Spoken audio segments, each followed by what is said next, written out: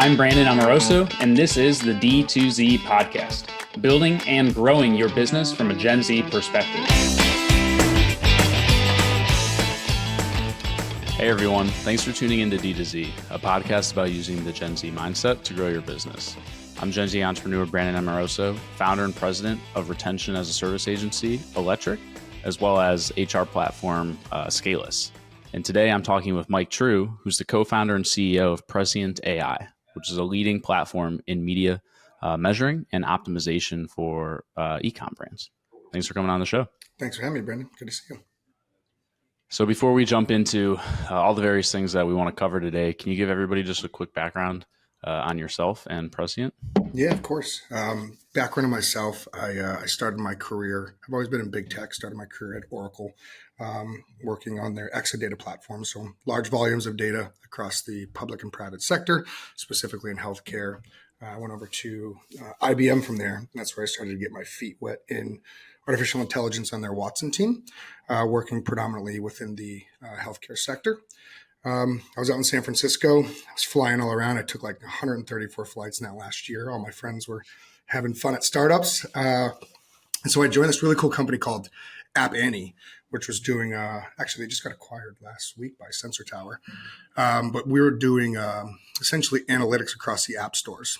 And they just signed some deals with like Google and Uber and Nike, McDonald's, and said, we want to go do some larger scale contracts. And that was my job, was to work with these new clients and expand those relationships. And it's a fun time. Really got my experience within the startup world. And then from there, I had the itch to go start something. And so that's where I started what was called Vibin, which is now called Prescient A.I. What was the vibe into Prescient AI sort of trajectory and story there? Yeah, I wanted to go work for a record label, but I wanted to sell a technology to them. And so we built a model that was going to predict the most profitable tours for midsize record labels, tell them which city to go to, which venue to open up at, local artists that they should have perform that had a strong affinity with their fan base. We're going to try to turn it into kind of a commerce platform, for artists to manage relationships with their fans while touring. And then COVID hit and touring went away. So it was back to the drawing board. But it was a blessing in disguise because the next phase of Vibin turned into what Prescient does today with media measurement and optimization, specifically for the music industry on Spotify streams, Apple streams. How do you measure the impact of what is actually driving the performance of those streams when Google Analytics does not exist in music? So there's no last click. It was an inherently challenging problem. Yeah. How did you end up making the transition from music and record labels into e-commerce? I'm sure this will resonate with a lot of people here, but April 26th of 2021, Apple announced this thing called iOS 14.5. And we made the bet. So my co-founder, Cody, and myself made the bet that the world, not just e-com, but was going to move back towards these probabilistic models, right? Because the data privacy was only going to continue to enhance. And so we talked to a variety of industries, and it was COVID, and e-commerce was absolutely exploding. And so we said, let's build a platform we can allow brands to onboard all of their Shopify data, GA, all of their ad platforms in just a couple clicks. And there was really no additional, the model's significantly more sophisticated now, but the inputs and the outputs, inputs are a little bit different, but the outputs and the optimization models remained the same. How long did you spend building before you actually launched with that first beta customer? In music or in D2C? D2C. Yeah. We started researching the model. I got to give a shout out to my co-founder, Cody. He was by far the best research scientist that I've ever come across. He ran all of Grubhub's research science and ML, where they would actually use marketing spend to predict orders by zip code in New York City to properly staff their drivers so the food didn't show up cold. But shout out to Cody. He's a great co-founder and just a brilliant human being. He has researched and built this model since August of 2020, and we released it to the market in February of last year. And so there's been a lot of collaboration from, the team grew, the support grew on the engineering side, product side, and just a lot of time and reiterations of the math until we felt really good about getting into the marketplace. When did you have like that sort of oh shit moment where you realized that this was actually something that had product market fit, that was going to be a business that you could grow and scale and raise money against? September 29th. I would say the aha moment was on our seed round where we're pre-revenue, pre-product launch, but we were able to raise $4.5 million based off of large due diligence on the math. That was the aha moment of like, all right, we have some outside expertise that have ripped this apart and said this is some of the most sophisticated math we've seen for reliable media measurement and optimization forecasting modules. But the oh shit moment of which led up to our latest seeds, Series A, was September 29th. It's a very specific date when we launched we launched this optimization model. I had done a roadshow for like 30 days, kind of letting people know what was coming. And when we demoed it on September 29th, I was working with one of the biggest brands, showing it to one of the biggest brands in e-com. And 3 hours later, we had an order form signed. And the business just absolutely exploded. We did close to $1 million in net new ARR in 53 days with some of the biggest brands across e-commerce. And it was just like a surreal feeling after, putting so much time and love into this with the whole organization. Yeah. For those that are listening, just sort of in layman's terms, what exactly does Prescient AI do? Like if you're a Shopify brand and you're listening to this, what would it look like for them to actually leverage and like use your solution? Yeah, the onboarding takes about 15 minutes. And so you get an invite and you have it, think of it as like an app store, a marketplace of Shopify, even for the Salesforce Commerce Cloud folks out there, if there are any. You plug in Shopify, your Amazon Seller Central, your Amazon ads, GA, and then all of your different ad platforms ranging from everything from obviously Meta and Google to Grin to Mountain and everything in between. And essentially, we take all of your historical data and we see if we can predict your past using your spend to your revenue, right? So it's not like traditionally like you'd see with a pixel trying to track clicks. This is what we call a media mix model, right? It's a statistical model, right, that is trying to understand the relationship in between your spend across each campaign and then how does that spend impact your revenue on Shopify and Amazon, what we call a halo effect. Right, that's our first model. And so when you look inside of your platform, you'll look at a retargeting campaign on Facebook and you'll see, all right, well, it generated $200,000 on a Shopify store, but the halo effect, right? People know that there's that relationship between your spend and people going to Amazon, right? You see a Prime deal and you're going to go take that. And you'll also see the quantification of the impact of that campaign on Amazon as well. And then we just released that second model on September 29th, where essentially you can go in, select a variety of campaigns, and we're going to try to find points of diminishing returns, right? If you're overspending or underspending, what is that sweet spot? And it'll recalibrate all of your spend and recommend how much you should spend by day based off of a confidence score, right? Being like, hey, we're 71% confident that this media mix is going to forecast or generate your ROAS or your revenue by this much over the next 7, 14, 28 days. Yeah, that is incredibly valuable. I mean, I know when I was working more closely with the agency and its clients, everybody would say, oh yeah, Facebook spend is going to sort of lift all channels, but who the hell knew how much it actually was and whether or not, there really was this much cannibalization of like one channel from another. And one thing that's completely a black box, at least to me at this point, is like retail sales as well, because we work with a lot of brands where they'll be in a Whole Foods, or they'll be in Costco or Target or whatever it may be. And, when they do these launches, usually they're in specific regional areas, and you need to have as much sell through as possible so that you then get taken, to other areas or even nationwide. And, we'd be running campaigns on Facebook, whatever it may be. And who really knew whether or not that was actually being impactful or not? So are you able to help on the retail side of things as well? This is a core focus of ours, is expanding across not only retail, but different marketplaces as well, right? Because if you think about it, right, if you have some sort of awareness event, exposure event, right, whether that is starts in retail and then it goes to D2C, whether it starts in D2C or it goes to retail, whether that's paid or it's some sort of virality moment, this is where these halo effects were built for, is looking at all of this exposure and then looking at the sales by each channel and trying to get as statistically confident as you can about what is actually driving the relationship between those channels, right? To your advertising channels, to your revenue channels. And so this is what we're going to be focusing on throughout this year and into 2025. And with Shopify POS, if there's any Shopify POS folks out there, do give us a shout as we look to some design partners here over the course of the year.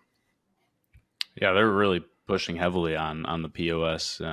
Me personally, like as a consumer, I think that integrated experience is so much better 100%. than some of the brands that I've shot from, where they've got a completely separate POS from the actual online storefront, and there's no integration. And even the simplest thing, like being able to do in-store returns, or having the loyalty program go across both programs is not out of the box or simple in any way whatsoever. 100%. And think about how do you get a retail impression? I know there's some folks out there that are, and I'm very curious to see how this plays out, but having a retail impression, how that is defined, will be an immensely valuable data point to have into these sort of models. And so we're keeping a close eye on some of those vendors out there looking to do that as well. Mm-hmm.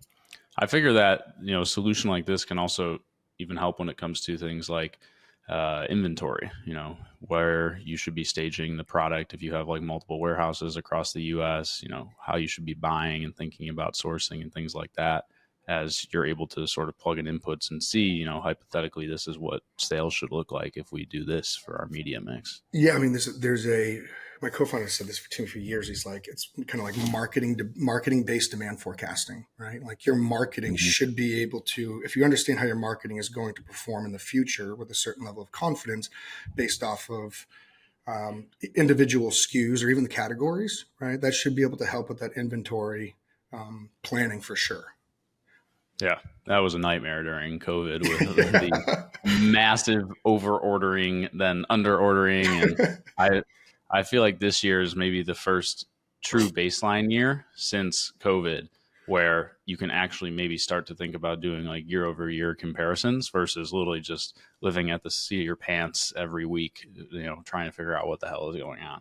It is so true, where it's with our models, we had tried, when we started thinking about building the model, seasonality obviously became a huge component of that, but COVID was a long season in the landscape of e-commerce brands, right? So having the ability to model out what was life like for a brand and their data, right, and their operational just decision making was largely tied to, exactly what you just said. What was life before COVID, during COVID, and then when can you start to normalize out that data after COVID, for which life is hopefully going to be moving forward. We'll see. I feel like, the brands that have been most successful over the last 2 to 3 years are those that are able to very quickly pivot and also just sort of throw away the whole playbook on what had been working for them up until that point and not get stuck in their ways. Correct. Whether it was iOS 14.5, any of these email privacy changes, pretty much, there's been a gamut of things that have had impacts over the last 3 years. And if you are still doing what you were doing, even 3 months prior to that, you're going to be left behind. But with all this change, there's also a lot of opportunity for the brands that are willing to put themselves out there, dive into things like TikTok, for example. Yeah. TikTok Shop has been crushing it over the past year. Correct. But I still know brands who won't even touch it. So that just goes to show, there's those that want to be leaders and, try and have forget what the term is, but there's like a period of time before everybody starts doing it where you can really just sort of arbitrage that opportunity. And we've been seeing that on our end with things like TikTok Shop. Yeah, I mean, fortune favors the bold, and what we've seen is as brands start to grow, right? You're looking and saying, well, we're getting sort of tapped out on, the meta audience here. Where can we go to find new audiences? They have lower CPMS, but it creates a more inherent challenge of, how do you measure CTV with a pixel, right? And so as you start to advance and your business starts to grow, what we've seen be effective is really this method of triangulation, right? So I'm a firm believer that our platform is not the source of truth. An MTA isn't the source of truth. An incrementality test is probably the closest thing you're going to get alongside some post-purchase survey stuff. You have your platform reported, but the source of truth is the marketer, right? But as your business grows and you go into new channels, right, you're going to have different methods of measurement that are going to provide a more clear picture of that, right? And so as you go into things like TikTok and influencers and connected TV and podcast, that's where a model like ours really shines. But we see a ton of our clients that are using our source of measurement alongside or taking that triangulation method. And so I would encourage brands as they start to scale to think about leveraging new forms of measurement alongside their historical ones where they're just using really predominantly just on Meta and Google. Mm-hmm. What's a typical like tech stack look like for a brand that you're working with?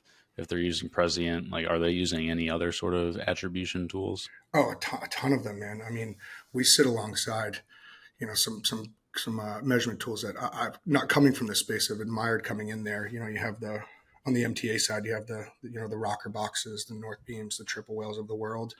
On the incrementality side, you have the measured.coms.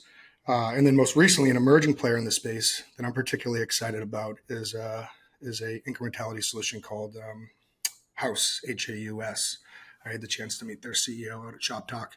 Had a really good conversation with him just around this notion of triangulation. And so, but I think it really depends. I wouldn't rush into go using a variety of measurement tools. Like if you're on just Meta and Google, an MTA is going to do a really good job of giving you the insights as you need. But as you start to scale out to new channels and the business grows, it's helpful to start looking at or evaluating more of the probabilistic MMM models. Mm. Is there like an ideal sort of size of merchant that makes sense for using a solution like yours? It's funny, man. Some of our earliest clients are sub 5 million that are still using the tool today. But I think we just got so integrated into their workflows with them. We're predominantly seeing brands above $10 million that are, going across Facebook or Meta, Google, and one or two other channels. We're starting to see, we just released the Amazon model last week, and the reception has been incredible. And so for brands that are on Shopify and Amazon that are trying to answer that question of, well, what is the impact of my non-Amazon ads on my Amazon store alongside my Shopify? This is where particularly our model is, I think, going to create a lot of value across the ecosystem. Yeah, the thing that we've seen on the Amazon front as the COVID tailwinds have died down a bit is that there's certain product categories that just don't really make sense for having a Shopify storefront. Maybe it's a heavy item that's a low cost per unit, or it requires some sort of, refrigerated cold chain, or, there's like a host of reasons. Specifically, I think of like kombucha. Yeah. There was a lot of money that was being spent on direct customer acquisition on Meta for the Shopify storefront. But in reality, you're better off just buying that through Amazon, adding it to like your subscribe and save box, or just going to the store. The value prop for a customer and also the margins just don't really make sense for the brand. And, that's something that I've seen over the past year from brands like a Poppy, for example, where, you can't even buy directly from them. You just go to the Amazon storefront. But I still purchase from them all the time. And, how did they attribute Facebook activity to what I'm purchasing on Amazon is something that I've always thought about. Yeah, Vita Coke is a great example of that, where like I'll subscribe to save them on Amazon, but like after a wedding and I stop by a 7-Eleven, like that's the first thing I'm grabbing the next morning is, going into, whatever convenience store is going to have that, coconut water. Yeah. But you're exactly right. There are definitely categories that are more conducive to, you know, Amazon versus just a traditional Shopify store. So you mentioned Shop Talk, and you've been on a little bit of a conference roadshow yourself over the past 2 months. Yeah. I guess what was your favorite one? And then second question would be, out of all those conferences, are there any sort of trends or insights or things that you're seeing for the rest of this year that you're excited about? Yeah, we through Nick Shackelford and I hosted a golf tournament down in Scottsdale. It was about 16 of us, and it was just a really great curated group of people that are still today staying in touch on group chats. And so that was just a remarkable experience. I just got back this morning from shout out to Bar from No Commerce. He hosted a great event in Aspen called D2Z, and again, just some wonderful people there. They had sessions going on in the mornings. We were talking about media measurement optimization, or attribution, if you should say, and then some more creative strategies. Shop Talk was our second one. I'm a big fan. It's very overwhelming. And we had dinner out there. So, I mean, you got the experience as well. It's like you do the speed datings. It's one-on-one. It's 15 minutes. And you're just running around from place to place like crazy, and in all places of Vegas. But I would say some of the more curated experiences where people were just really digging in and talking about their businesses and their strategies. I think there was a lot of knowledge sharing between everybody that was impactful. When it comes to being able to sort of balance your time as the CEO, there's obviously like an endless amount of things that you could be focusing on, or an endless amount of shows that you could be going to. What are some of the things that you do to help with prioritization as you continue to build out not only the team but also your product offering and start to scale? Yeah, you're so right. It's just it can be overwhelming at times, and I know you get your hands in multiple pots, and so you get it right. It's we Since we've raised the Series A, we've continued to hire some great people, right? And so making sure you have the right team that understands the vision and what you want to go build, right? And then just getting operational processes around towards client feedback. I mean, it all ties down to, getting new customers, retaining those customers, collecting information, and innovating on top of the product. And so we spend a lot of time thinking about how can we improve that framework. Me specifically, I'm a firm believer that there's going to be a consolidation of tech for any e-commerce. There is an exorbitant amount of tools, right? That some are more pinpoint solutions. I sometimes feel bad for the brands, man, because there's just a lot of tech vendors in the space, which is a good thing, right? It fuels innovation, but I think it's also going to fuel a consolidation and a lot of partnerships. And so I've been really focusing my time on meeting with different tech vendors, and even some that are within the measurement space as well, right? And so it's just important that everybody, tying it back to your question, it's really important that everybody understands what their role and responsibility is in a collective way to drive towards that larger mission, and me helping out where I can. Mm-hmm. What's one thing, because this is your first foray into having your own startup, right? Yeah, it was kind of two. It was like the music thing was vibing, and that worked out really well. We ended up predicting Cardi B's #1 Billboard, that Up song, based off of our recommended media mix at 96.3% accurate. And we ended up doing a kind of a transaction for that technology, and then transitioned into Prescient, a new framework, a new industry. But largely, yeah, this has been my first run in the startup space. What's one thing that you did not expect at all, and you're just, and not in a good way either? Wow, that's a good question. It's been, I got a laundry list of them. I'm trying to pick the right one. You can even do top 3. I mean, I've got a laundry list on my end here. Yeah, I didn't realize what went into fundraising. it was a lot, right? And going through that process, and your pre-seed is different than your seed, and your seed is different than your Series A, and so um, and Series B will be different than your Series A, and so I wish I had that experience because I spent a lot of conversations, time, just doing a lot of things that you could be more efficient doing on the fundraising process. Yeah. Are you of the mindset that you're always fundraising, or do you have, now that you've raised a Series A, you're deep in other things, and then you'll circle back on it when the time comes, or are you sort of in that always on mode?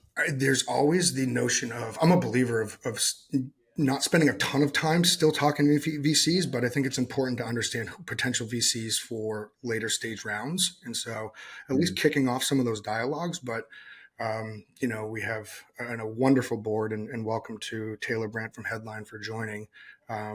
But you're in constant communication with the board. And so there is this notion of, it can turn into always fundraising. Our round was preempted last December when we weren't even planning to raise, and that was just through communicating with our investors on updating them how the state of the business was. So indirectly, you are always fundraising. Got it.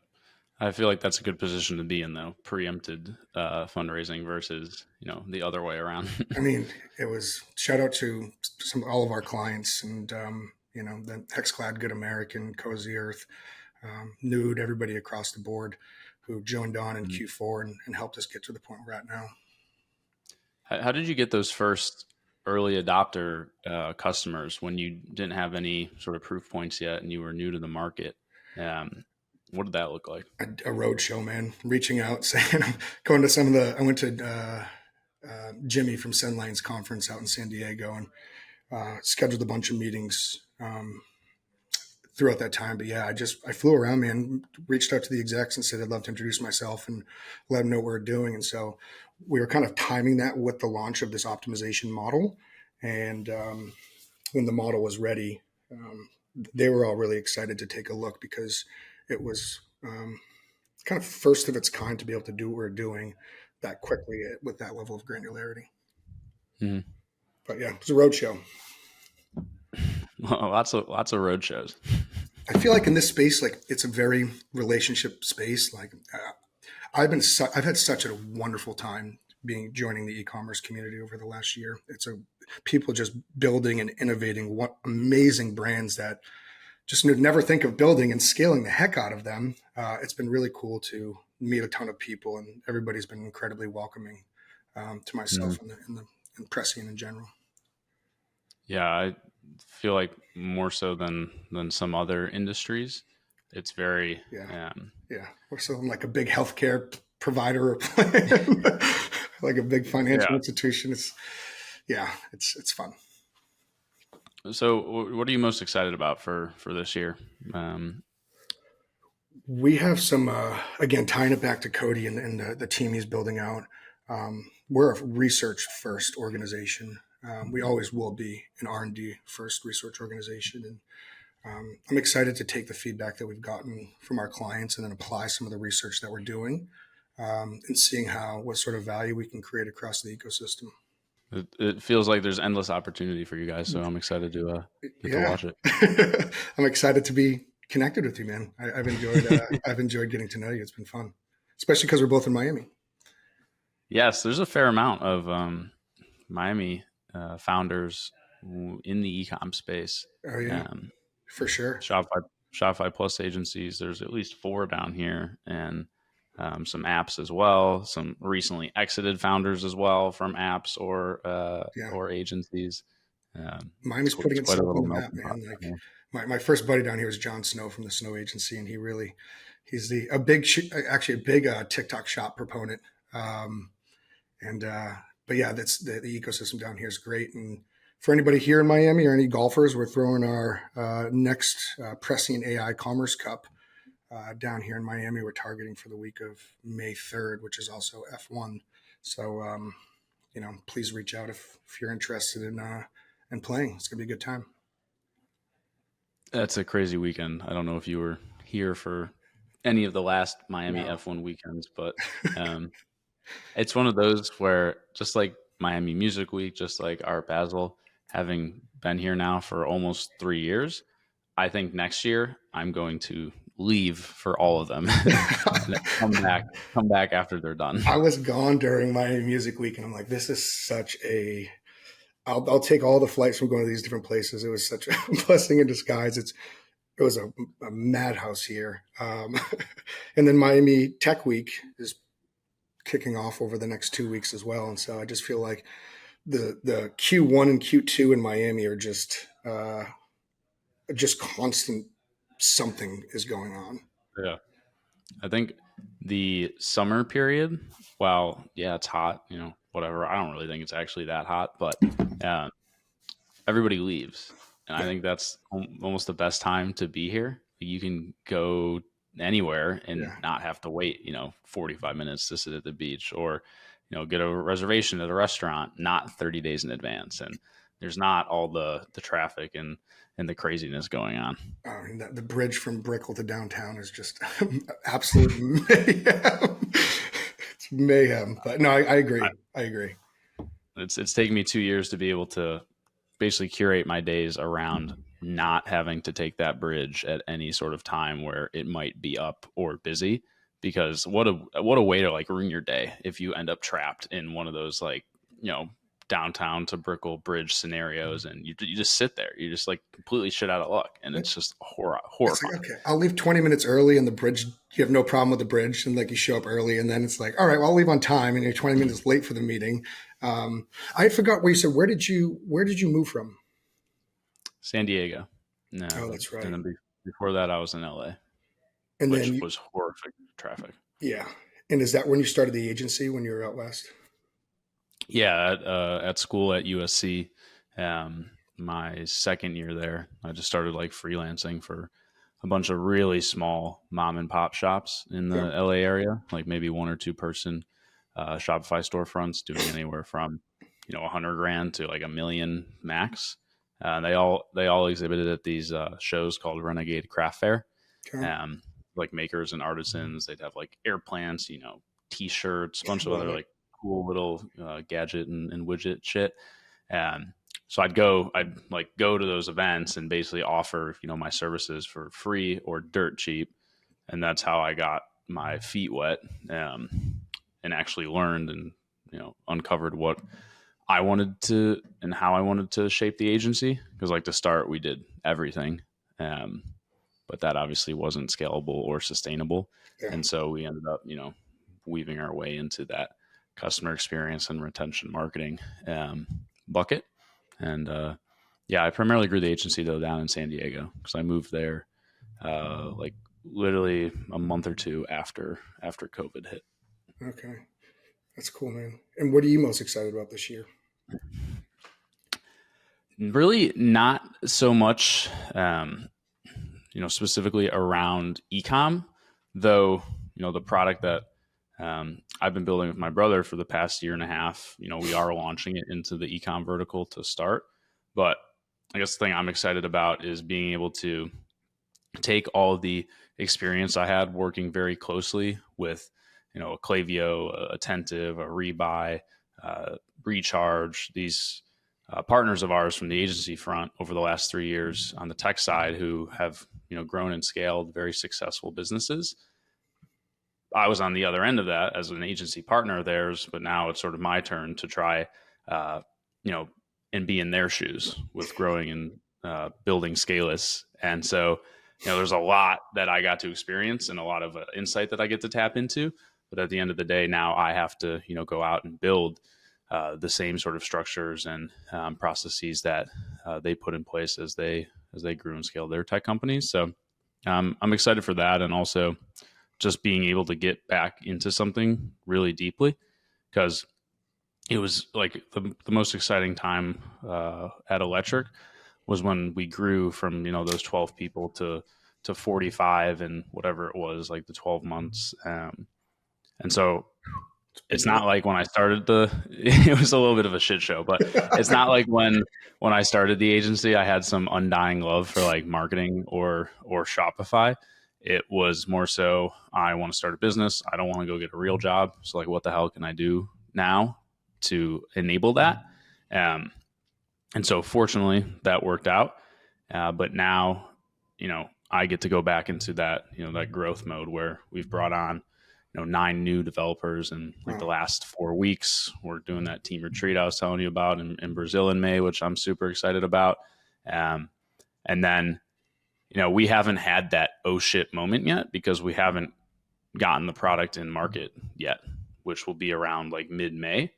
I personally, based off of all of our conversations, our pre-sales, the waiting list that we have, I feel like it's there and we just need to execute now. But I'm going to find out over the next, 6 to 9 months, whether my sort of bullish confidence is going to actually be realized, or if we're going to have to, maybe think differently about how we're going to market here and what we're building. So, I mean, time will tell. And with your agency before, where you were doing a jack of all trades and a master of none, and you said, okay, well, how do we weave into something, right? So, it's nothing of making those moves that's going to be unfamiliar to you. Just it's different on the tech side now, right? Yeah, I think the 2 biggest differences are, one, we don't make money, we burn money. Yeah. Whereas the agency was making money since inception. Yep.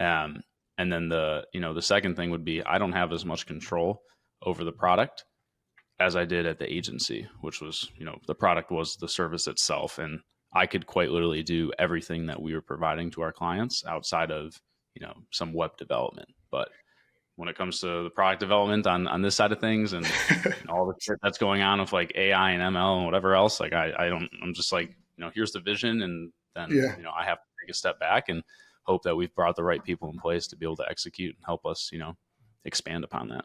I mean, the team is so important, and with tech, it's different, right? You make a bet on spending. We call them sprints, right? You run through 4 or 5 sprints, and you get the code, you get to deploy it in the product, and then you come to find out like it's not hitting the mark of where the expectation was. Versus more on the services side, you can pivot the human, you can pivot the strategy, you can pivot the engagement much faster. But just based off of our offline conversations, to me, it sounds like you're taking a very thoughtful approach to, even though you're not actually sitting there deploying the code, aligning the people to the vision. I'm excited to see what happens. I think the agency to tech partner relationship that we've had over the last 4 years is very helpful in, seeing which tech companies have succeeded versus those that haven't. And I think a lot of the ways that they set up, the feedback loops from the agencies and the customers plays a big part in that, where they don't allow it to completely dominate and dictate their roadmap, but they do allow it to help inform. Like I think of subscriptions and how all of them went and built the ability to gift a subscription to a friend. Not really because, anybody actually wanted it, more because of all this like buzz and hype around, oh, one of them had it, so now everybody else needs to have it. And I was talking with a couple of them a few weeks ago, and nobody uses it. Like it's maybe like, really? Less than 0.5% of customers actually will click gift this subscription to a friend. Because if you just think about it, why the hell would I want to do that? I would just skip my order. If I want to get my friend a gift, I'll just go get them a gift. I don't want to gift them my subscription order. The whole concept is super weird. So I'll buy him a beer at the bar when I see him. Like I'm not gifting you. Exactly. Yeah. So I think all that's been invaluable. It's the data too, right? Like for any tech builders out there, is looking at the product usage data, who's using it, why, and then talking to folks that aren't using it, and understanding why as well, right? And just there's such a gold mine of product analytics, and you can set up something easy with like an Amplitude, right, on a free version, just to look at like sessions by user by time, and then start breaking that out by feature, and then using that within your customer-facing success teams to have thoughtful conversations about, the adoption of these features, how they use it, how it goes into their workflows, but also talking with them about your roadmap as well. Hey, well, what do you think about this? Here is aligned to our vision. Here's some of the data that we're seeing. Like, would you use this? How and why? And what is the output of the value? Yeah, the roadmap visibility, I always loved from our partners that were able to provide that. Especially when, some of the stuff that we had been bringing to them actually made it on that roadmap as well. Yeah. And then we could collaborate on it and like think of, this is what we thought of what would be useful for us if you went and built it. It's a great feeling when someone's like, well, you got to make sure they don't have confirmation, but you don't have confirmation bias as well, right? Because you have to understand your audience. Yeah. Where like, they don't really want to tell you that they think that piece of that product's going to be a piece of shit, or it's just like, hey, like being upfront and honest and just really digging in and just making sure like everybody's on the same page of tough love and feedback on the roadmap. Yeah. It goes a really long way. No hard feelings, respectful feedback, but also very pointed and concise. I Yeah. feel like I always try to at least give our tech partners that because, the worst thing in my opinion would be to lead somebody down a path, because, you feel bad for them. Well, long term, you're going to feel really bad for them because you just, screwed them with, oh, that looks great. But in reality, nobody's going to use it. I say it all the time. It's like, listen, you have a group of some of the most intelligent nerds in this room back here, and they can build whatever you want, right? So it's going to be most beneficial to say, hey, this doesn't make sense for us as a business, but I'd really love to see this. And, you just like, you get a free product built for you. Well, not necessarily free, but you're paying also from the product, but you're also paying to have some influence on what you think the product should do next. Yeah. I think overall, I'm just excited to learn again. There's just so much learning that's going into this new opportunity in new business. Whereas, the agency sort of got itself to a place where, this is what we did. And, there were incremental improvements, but it wasn't the same when I was, in my room in 2018, just getting a fire hose of information around Shopify and Klaviyo and all this other shit in the ecosystem. So Curiosity is good, man. Curiosity is fun, right? You're now curious about something different. You take a fire hose of new information and you go build something next. And I think the combination of your agency background in the space and then bringing the tech into that is going to be a nice intersection of where that could go. So I've got one last question for you, and then I'll let you run here. But let's say you're 5 years down the road here, and you sell Prescient for $1 billion, and knock on wood. Yes, knock on wood, and you're set for life. Are you going off into the whatever the term is? I don't know why I'm blanking on this, but are you sailing off into the sunset on a yacht for the rest of the 30 to 40 years of your life, or are you you're going to get that itch 6 months to 12 months later and have to dive back into something? I'm probably going to take my dad on a 3-month golfing trip and then and then go back. That's awesome. that was a deal we made a while back.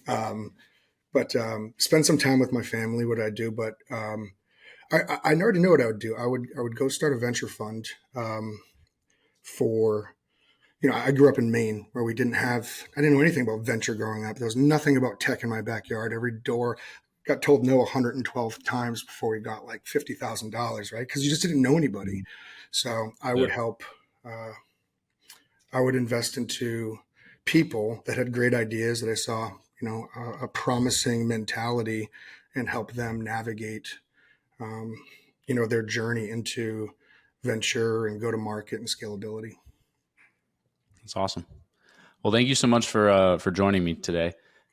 Before we hop, can you let everybody know where they can find you and Prescient online? Yeah, we're working on a new domain right now. It's a botchy one, but it's Prescient. It's tough one. It's tough. The one we just wanted to go by with, they were like, it's going to cost you $500,000. I'm like, oh, just because it says AI next to it? Come on. But it's Prescient, PRESCIENT-AI.io. Try to say that 3 times fast. But you can do that. Hit me up on LinkedIn. My name is Michael True. Or just shoot me an email. My emails are always open. It's Mike@Prescient, at that long name I just said for my website. I actually think that could potentially be a good thing, because when I've introduced the solution to a few people, they like double take on that URL, but then they remember it. And it's the same thing that we had with electric with the Q instead of the C. It really screwed with a lot of people, but then they'd be like, oh yeah, like that agency with that, like with the Q instead of a C, versus, the host of other platforms or agencies that have like easily recognizable names. So, maybe it could be a good thing. people are like, is it prescient or is it prescient? And I'm like, so that's something that was going around like e-tails. It's like, do you say prescient or prescient? I said, it's tomato, whatever is easiest for you to say.